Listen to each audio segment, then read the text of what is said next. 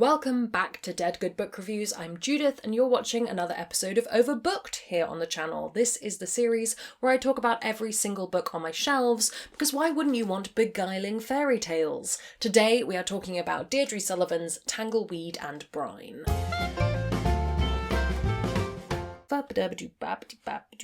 Some quick disclaimers before we start. I bought this book myself or was gifted it by a family member. Regardless of where books come from, nobody's paying me to talk about books, and all opinions are my own. This is a collection of short stories and they are fairy tale based.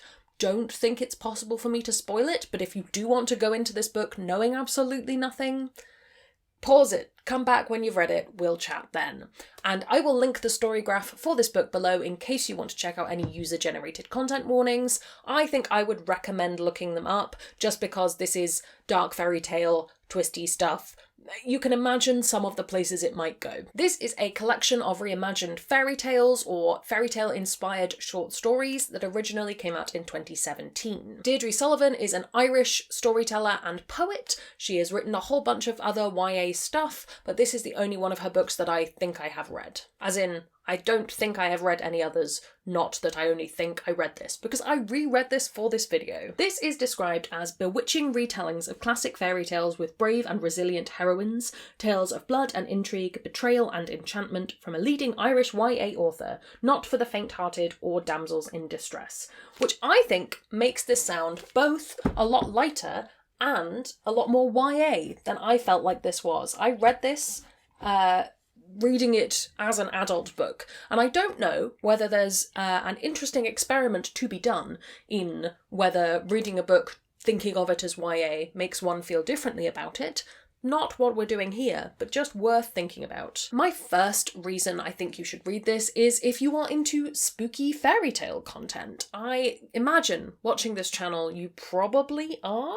There is so much fairy tale content around, particularly from the last kind of 10 years or so, particularly spiking around 2017. I haven't actually sat down and done the chart of fairy tale retellings, going into Greek mythology retellings, going into whatever's next. I've seen a Viking one. I think we're going to get just more and more myth, and it'll all come full circle and we'll have it again. However, there is a reason so much of that stuff exists. It has a market, and the market is me. I want to read interesting retellings of stories hundreds of times over. In this case, going in knowing it's reimagined to really put women as the heroines of the story, to try and paint women in a more interesting light than a lot of fairy tales do, where it can just be, you're the princess and this is very one note. I think that Deirdre Sullivan pulls that aim off. These are dark fairy tales without feeling like they're self-aware of that, and it feels much more to me like a slightly macabre look at fairy tales, or a slightly unique perspective on a lot of fairy stories. So for example, the Frog Prince story is very much about what a woman must do to fall in love with a frog, and it has a really fascinating twist at the end that I won't spoil for you, but just a take on a Frog Prince story that I'd never heard before and I found really cool. That's the other element I think that really works, is these twists on the fairy tales. The perspectives, the settings, the way that the story plays out are all really, really interesting and really new, and felt to me like I'd never read them before. One of the things I enjoyed reading this is it isn't always obvious which fairy tale you're in from the start, which firstly is calling out how often a lot of fairy tales are just very similar stories, but also makes it a really fun adventure discovering which story you're in. Some of them are very obvious, some of them you know immediately what you're working with, but for me, I just had a great time realising, oh, this is the Goose Girl, I'm in the Goose Girl, right, okay. That made it feel to me less like a set of stories that was just hitting you with a fairy tale one after the other, and made it much more of an exploration as a book. I do also think the writing's really beautiful. Obviously, if you're not here for a poetic vibe, reading a book written by someone who is themselves a poet may not be for you. There are probably other collections that don't hit that lyrical prose kind of place. But in this case, I really enjoyed this. I thought that the writing was absolutely beautiful. Thank you, Luna. Luna thought it was great as well, and I would definitely recommend it to people who like that poetical prose. I do think there are two things I would suggest if you're planning on picking this up or you're not sure and trying to decide. One is that I wouldn't do what I did for this reread and probably for my first read, which is to read it all in one go. I would instead read maybe a story a day, a story every other day, and just let yourself find your way through the collection rather than sitting down with the intention of reading it all in one go.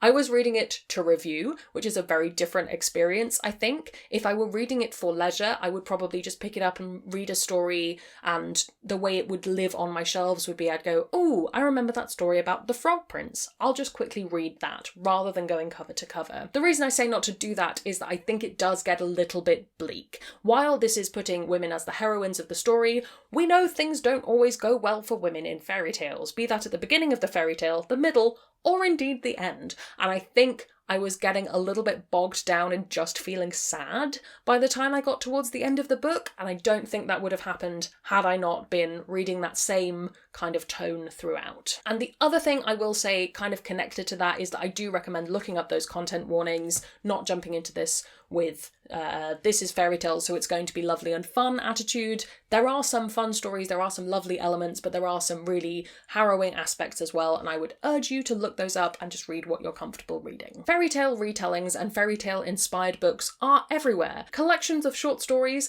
based on fairy tales are also everywhere, so I don't think I want to sit and list off all of the various examples I can think of. You can certainly search the channel if you want to find some of the ones that I have reviewed, including things like Nettle and Bone, a fairy tale inspired book. Let me look behind me and see if I can see anything else. Maybe something like Blanca y Roja by Anna Marie McLemore for another interesting fairy tale take. There's a lot of stuff. I think for me, when I'm picking that kind of story, I often know I want the fairy tale before I know which book I want to look for, and then I will hunt for an interesting retelling of that story. Do you have any favourite fairy tales or favourite retellings of fairy tales that have really made you rethink your interpretation of that story? I would love to hear from you down in the comments below. You can also drop recommendations for other things for people to read. I know a lot of people find great stuff in the comments, so thank you very much for that.